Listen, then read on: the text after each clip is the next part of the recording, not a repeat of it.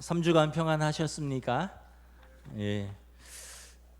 참 우리가 예측할 수 없는 많은 일들 때문에 참 올해는 뭘 좀 할만하면 또 이렇게 잠깐 물러서고 또 뭘 좀 할만하면 잠깐 멈추게 되고 그게 우리의 참 연약한 모습이기도 하고 하나님의 은혜를 더욱 구하게 됩니다. 연말쯤 되면 마스크를 벗지 않을까 합니다. 그 미국 그 기사를 보니까 미국 대통령께서 백신 주사를 맞은 사람들은 항체가 형성되니까 이제 마스크를 벗어도 된다 이렇게 이야기를 했더라고요. 그래서 여러분 이렇게 백신 주사를 이제 어른들이 맞고 있는데 부지런히 맞으십시오. 너무 염려하지 마시고 부작용 때문에 안 맞겠다 하는 것은 여러분 큰 이득을 포기하는 겁니다. 작은 어떤 것 때문에 큰 거를 포기하는 거예요. 여러분 우리 저희 부모님도 그렇고 많은 분들이 어른들이 걱정을 하시더라고요. 맞아도 되냐 안 맞아도 되냐. 또 자녀들이 또 걱정을 해서 부모님들에게 맞아야 되냐 맞지 말아야 되냐. 근데 저는 분명하게 말씀드립니다. 맞으셔야 됩니다. 일단은 공짜고요. 그다음에 항체가 형성이 돼서 여러분들의 건강을 지킬 수 있습니다.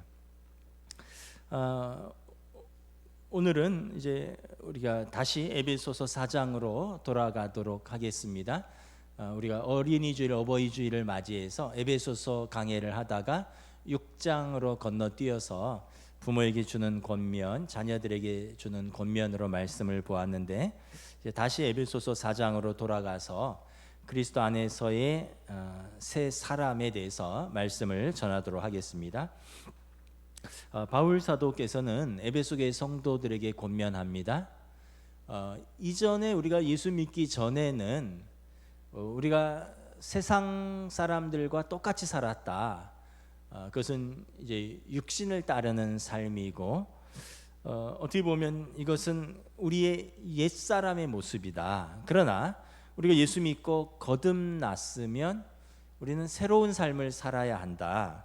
그래서 빛든 삶을 살아야 한다라고 권면을 하고 있습니다. 그래서 4장에서 보면 이제 계속해서 그것을 말씀하는데 오늘은 거듭난 그리스도인들의 언어와 또 성품과 또 삶의 자세와 태도를 말씀하고 있습니다. 먼저 그리스도 안에서 거듭난 성도는 언어 생활도 거듭나야 된다는 것입니다. 우리의 언어도 우리의 말도 거듭나야 된다는 것입니다. 무엇을 버리고 무엇을 추구해야 하느냐? 우리 25절 우리 함께 봉독하도록 하겠습니다. 시작. 그런즉 거짓을 버리고 각각 그 이웃과 더불어 참된 것을 말하라. 이는 우리가 서로 지체가 됨이라. 거짓말을 하지 말라라는 것입니다. 거짓말을 하지 않는 이유는 우리가 선한 양심을 가진 착한 시민으로 사는 것을 넘어서서 여러분 예수 그리스도께서 진리이신데 진리가 참된 신앙생활에 있어서 가장 기본적인 내용이기 때문에 그렇습니다. 또 이것은 하나님의 명령입니다. 십계명의 제9계명에 내 이웃에 대해서 거짓 증거하지 말라라고 말을 합니다. 그런데 우리는 살아가면서 또 연약해서 부득이하게 또 본의 아니게 여러 가지 이유로 거짓말을 하면서 삽니다.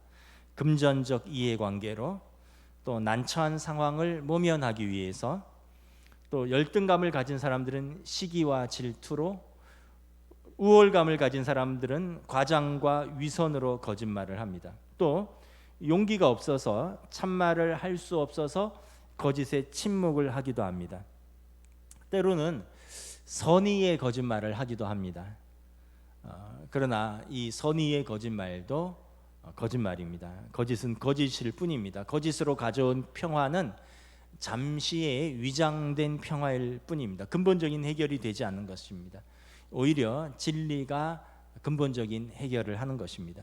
성경은 우리 입술에서 모든 종류의 거짓을 버리라라고 말을 합니다. 어떤 경우는 해도 되고 어떤 경우는 안 되고라고 규정하지 않고 우리는 그리스도 안에서 지체가 됨이라. 교회의 머리는 그리스도이시고 우리는 그 몸의 지체이기 때문에 진리이신 그리스도께 붙어있는 그 지체로서 우리는 거짓을 버려야 한다라고 말씀을 하는 것입니다. 또 우리에게 우리 언어 습관을 살펴보라고 말씀을 합니다. 29절 함께 읽도록 하겠습니다. 시작. 무릇 더러운 말은 너희 입 밖에도 내지 말고 오직 덕을 세우는 데 소용되는 대로 선한 말을 하여 듣는 자들에게 은혜를 끼치게 하라. 여러분, 신자라면 마땅히 거듭난 입술을 가져야 합니다. 버려야 할 것이 있고 추구해야 할 것이 있습니다. 다른 사람을 불쾌하게 하고 비방하는, 또 가시돋친 말, 헐뜯는 말, 원망하는 말, 불경스러운 말, 여기 보면 더러운 말은 너희 입 밖에도 되지 말라. 욕지거리라든가 또 진한 성적인 농담이라든가. 여러분, 성도로서 우리의 선택입니다. 우리가 말을 하는 것은 내가 할 수도 있고 안 할 수도 있는 것입니다. 올바른 선택을 하라는 것입니다. 입 밖에도 내지 말라는 것입니다. 가끔 여러분, 우리가 이렇게 이야기할 수도 있습니다. 나는 은혜 받고 나는 입술을 좀 거룩하게 가져가려고 하는데, 학교 가면 친구들이 다 그렇고 또 직장 가면 또 어울리다 보면 다 그렇고, 그래서 내가 만나는 사람, 내가 자주 친한 사람, 내가 자주 밥 먹는 사람들이 또 그런 말을 하다 보니까 혼자서 성인군자인 것처럼 할 수 없고, 그러다 보니 나도 어쩔 수 없이 그렇게 되는 것 같습니다. 이렇게 이야기를 합니다. 근데 여러분, 그럼에도 불구하고 거기에서 자기 입술을 지키는 것이 신자의 마땅한 언어 생활이라는 것입니다. 성도들 간에도 혹시 여러분 이렇게 신앙 성장에 방해가 되고 하나님 보시기에 합당치 않은 말들을 하면 여러분 서로 이야기를 해 주십시오. 우리 신앙 성장에 방해가 되는 이런 불신앙의 말들은 서로 하지 말자. 이것이 우리에게 무슨 유익이 되겠느냐. 가족 간에서도 그렇게 이야기를 하셔야 됩니다. 그래서 서로 언어를 고칠 수 있도록 도움을 주어야 됩니다. 그래서 여러분, 우리의 입술을 지키고 우리의 신앙을 지키는 것이 사실은 우리의 삶을 지키는 것이고 또 우리의 믿음을 지키는 것입니다. 우리 신자들은 어떤 말의 습관을 가져야 합니까? 29절 하반절에 보면 덕을 세우고 선한 말을 하여 듣는 사람에게 은혜를 끼치게 하라. 여러분, 교회에 대해서 덕을 세우는 말, 서로가 성도에게 또는 서로 가족 간에 은혜를 끼치는 말, 좋은 말, 듣는 사람이 들어서 은혜가 되는 말을 하라는 것입니다. 우리 참 이상하게 그런 말은 해야지 하고 설교 들을 때, 말씀을 읽을 때는 마음 먹다가 이제 일상으로 돌아가면 금방 잊어버립니다. 우리 몸에 쌓여 있는 언어 습관이 그대로 나옵니다. 또 이상한 것은 다른 사람에 대해서도 덕을 세우고 칭찬하는 말은 별로 그렇게 오래 할 수가 없어요. 안 하는 것은 아닌데 오래를 못 합니다.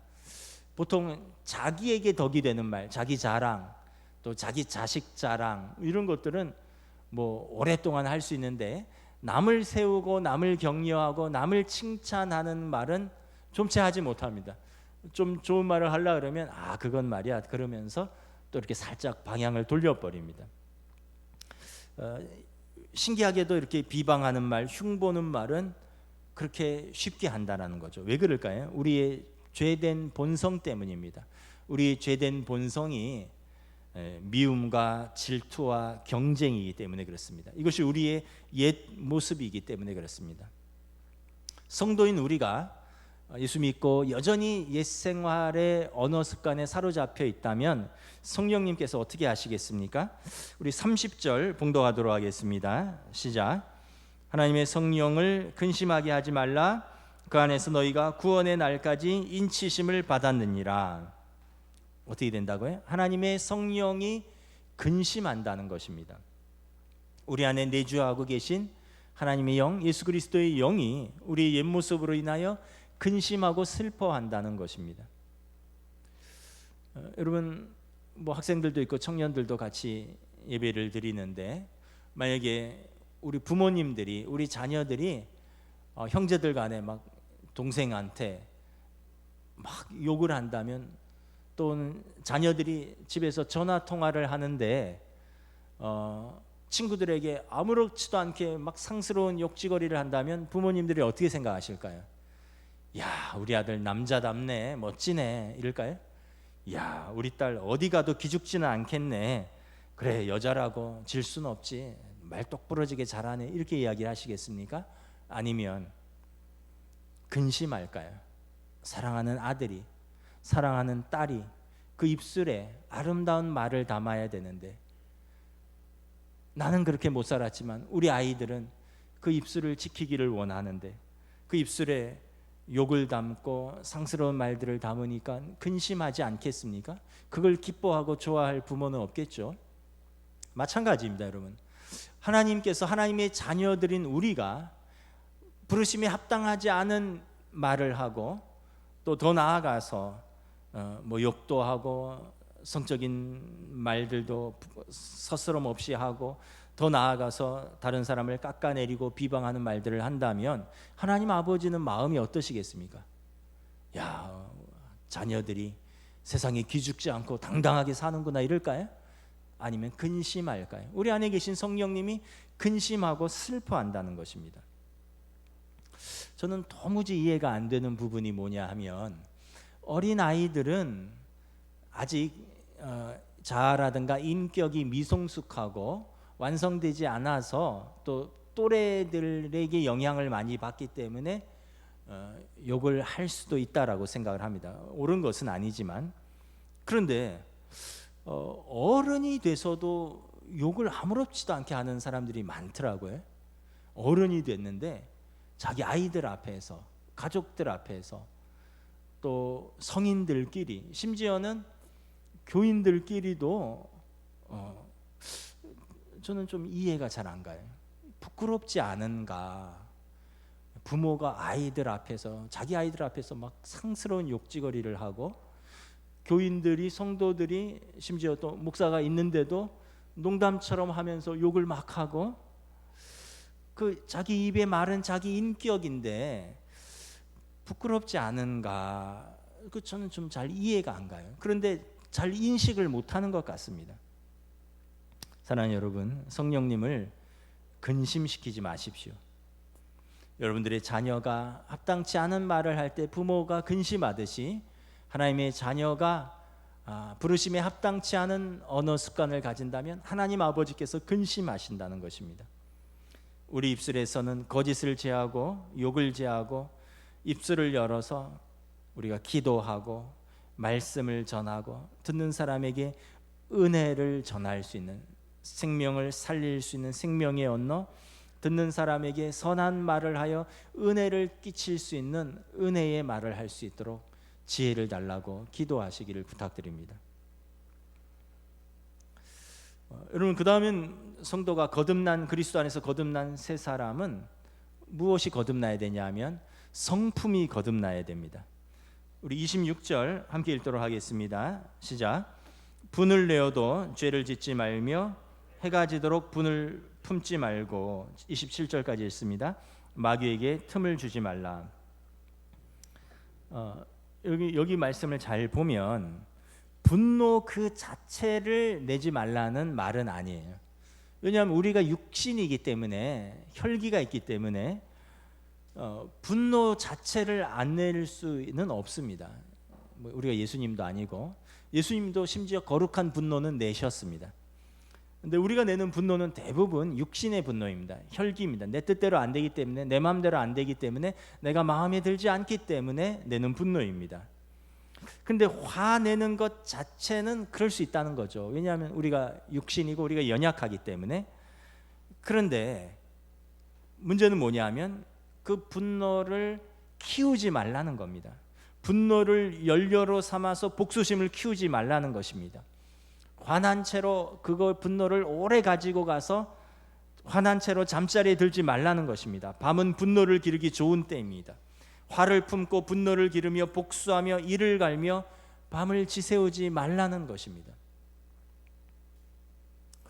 목사인 저도 가끔 화를 냅니다. 가족들에게, 아내한테 화를 낼 때도 있고 아이들에게 화를 낼 때도 있습니다. 그런데 저는 항상 이 말씀을 기억을 합니다. 일단은 오래 화내면 제 자신이 힘들어요. 제 감정이 힘듭니다. 제 자신이 힘들고요. 두 번째는 나 때문에 식구들이 힘들겠구나 하는 생각을 합니다. 아니 같이 얼굴을 맞대는 아내가 힘들겠구나. 또 아이들이 학교를 가는데 아침에 아빠한테 욕먹고 학교 가서 하루 종일 기분이 얼마나 언짢을까. 친구들하고 재밌게 놀다가도 아빠한테 욕먹은 거 생각나면 또 아이가 학교에서 위축되지 않을까, 이런 마음이 들어서 제가 생각나면 카톡으로 아침에 미안했다, 잊어버려라, 오늘 하루 즐겁게 보내라 문자를 보내기도 하고요. 돌아오면 또 제가 잘못했다라고 생각하면 사과를 합니다. 바로바로 사과를 합니다. 아이들한테도 미안하다, 아빠가 과도하게 화를 냈다, 생각해 보니까 그렇게까지 화낼 일은 아닌데 미안하다, 이렇게 이야기를 합니다. 그러면 여러분, 그렇게 사과하는데 안 받아주는 가족이 어디 있습니까? 가족들의 싸움은 칼로 물베기입니다. 그런데 언제 칼로 물베기가 안 되느냐? 이걸 오래 가져갈 때입니다. 이걸 오래 가져가지 않고 풀면 칼로 살베기가 됩니다. 진짜 피가 나고 깊은 상처가 남고 깊은 적개심과 분노로 관계들이 망쳐지는 것입니다. 문제는 뭐냐면, 화를 낼 수는 있지만 지나친 분노로 죄를 짓는 데까지 나아가지 말라는 것입니다. 여러분 생각해 보세요. 화가 나면 이걸 절제를 못하면 폭력을 행할 수도 있습니다. 제가 몇 년 전에 생각이 바뀌었습니다. 예전에는 부모로서 자녀들에게 사랑의 매를 댈 수 있다라고 생각을 했는데, 제가 수년 전에 생각이 바뀌었습니다. 사랑의 매도 매다, 폭력이다. 사랑의 매도 옳지 않겠구나라는 생각을 했습니다. 여러분, 더더군다나 가정에서 부부간의 폭력은 동일한 인격체인데 용납될 수가 없는 것입니다. 성경에 내 아내를 내 몸같이 사랑하라, 저는 더 연약한 그릇이라, 성경의 말씀을 어기는 것입니다. 아내를 때리는 것은 죄입니다. 물론 요즘은 남편을 때리는 아내도 있다고 하더라고요. 들어는 봤습니다. 보지는 못했고 남편을 때리는 아내도 있다 그러더라고요. 여러분, 가정폭력은 분명한 죄입니다. 이제 시대가 달라졌습니다. 아직도 우리의 옛 모습과 성품들을 그대로 가지고 예수 믿고 살려고 하면 안 됩니다. 예전에는 가부장적 유교 문화 사회였어요. 가장이 절대적인 힘을 갖고 있었습니다. 아버지가 때리면 맞아야 됐습니다. 남편이 그냥 밥상을 그냥 뒤엎으면 꼼짝 못하던 때가 있었습니다. 근데 그렇게 해서는 지금은 온전한 올바른 관계를 유지할 수 없습니다. 여러분, 부모가 과도한 징계, 매를 대거나 과도하게 벌을 주거나 과도하게 화를 내면 아이들이 어떻게 할까요? 겉으로는 순종하는 것처럼 보이지만 매를 피하는 방법을 배우는 겁니다. 징계를 피하는 법을 배우는 것뿐입니다. 다시 말하면 아이가 눈치를 보는 겁니다. 기회를 보는 것뿐입니다. 그거밖에 배우는 게 없어요. 가족들에게 폭력을 행사해서 가족이 배우는 건 하나도 없습니다. 다른 가족들이 두려워하고요, 눈치를 보고 기분을 살피고 그렇게 가족들을 만들고 싶으면 여러분, 가족들에게 과도하게 징계하고 화내고 폭력을 행하셔도 됩니다. 우리 가족들이 회개를 좀 해야 됩니다. 여러분, 과거에 막 부모님들이, 그런 부모님들이 있다면 자녀들에게 회개하십시오. 사과하십시오. 남편들 젊어서 아내에게 함부로 대했던 것들이 있다면 여러분, 노년에 화목하게 살아가기 위해서 회개하고 사과하십시오. 또 아내들도 마찬가지입니다. 남편을 또 쥐잡듯이 잡는 아내들도 있어요. 폭력만 안 휘둘렀지 말로 남편을 그냥 옥죄는 아내들도 있습니다. 사과하셔야 됩니다. 여러분들의 노년을 함께 그 관계들을 아름답게 유지하고 싶다면 회개하고, 회복은 회개가 출발입니다. 여러분, 처음에 참으면 다음에도 참을 수 있는 힘이 생깁니다. 근데 처음에 못 참으면요, 폭력이 한 번이 두 번 되고 두 번이 세 번이 됩니다. 아까 욕하는 것도 버릇입니다. 어쩌다 하는 게 아니에요. 욕하는 사람은 항상 욕합니다. 여러분, 화내는 사람은 항상 화냅니다. 여러분, 폭력을 휘두르는 사람은 항상 폭력을 휘두르는 경향이 있습니다. 습관입니다. 끊어줘야 되는 것입니다. 여러분, 성도가 분을 내고 해가 지도록 화를 풀지 않으면 어떻게 됩니까? 27절에 보면 마귀에게 틈을 주는 것이다. 틈이라고 번역을 했지만 원어적 의미로는 발판이라는 뜻입니다. 교두보라는 뜻입니다. 사단이 우리 가정에 그 분노의 틈을 타서 발판을 넘고 들어온다는 거예요. 그러니까 여러분, 지나친 분노와 이런 것들은 사단의 계략이라는 것입니다. 지면 안 되는 것입니다.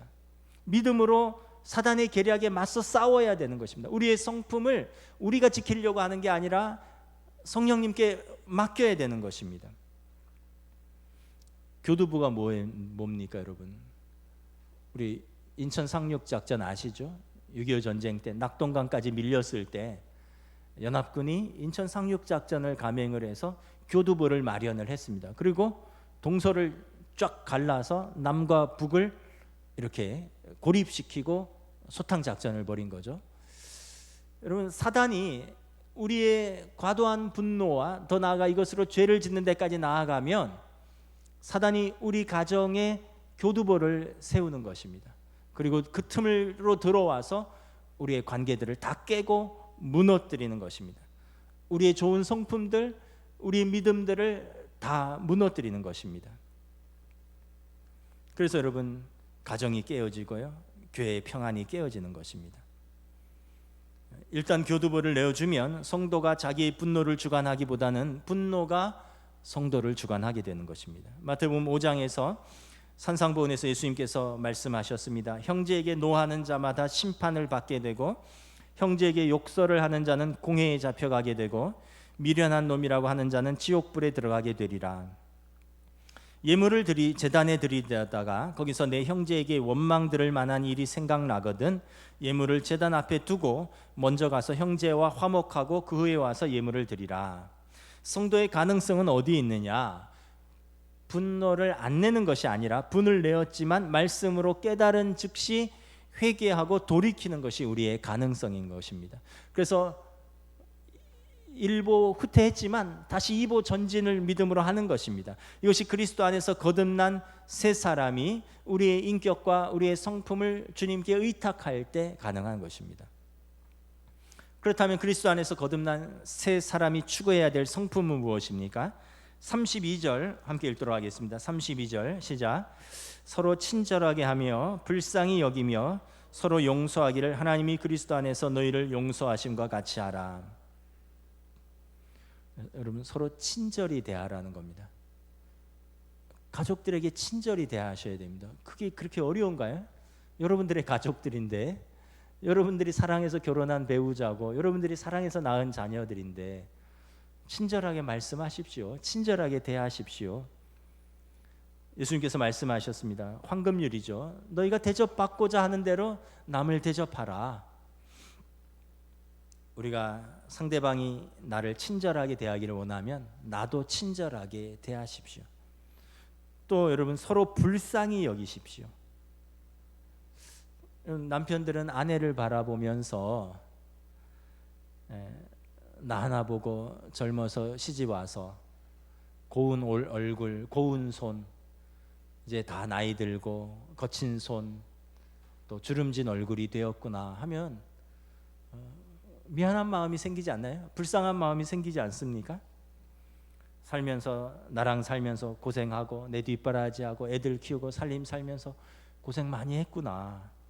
근데 싸웠다고 나까지 돌아서면 얼마나 불쌍한가. 이런 마음을 남편들은 가지셔야 됩니다.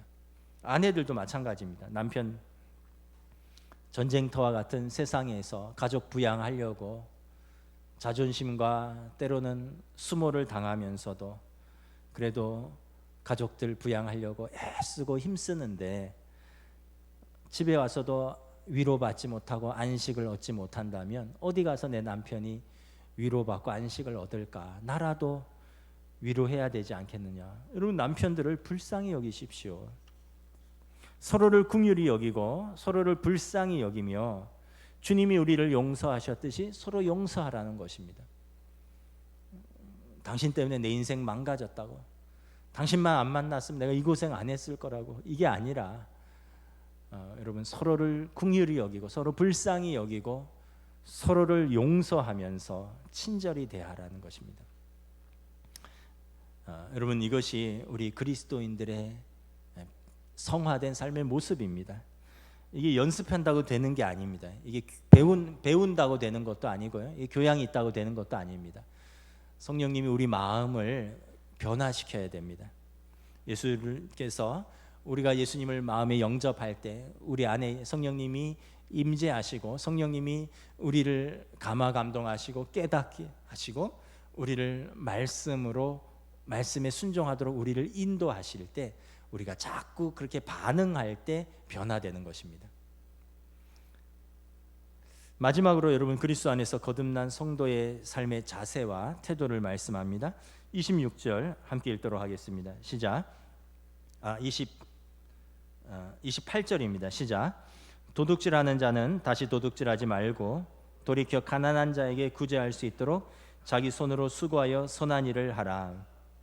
아마 바울 사도가 볼 때 그 에베소 지역, 여기가 우상 숭배가 만연되고 또 이 어떻게 보면 그 세상 문화와 또 경제적으로 굉장히 번영한 도시였으니까 이런 사기치고 도둑질하는 것들이 만연한 문화였던 것 같습니다. 그래서 성도들에게는 우리는 그러한 삶에서 돌이켜서 가난한 자에게 구제하고 자기 손으로 수고하여 선한 일을 하라라고 말을 합니다.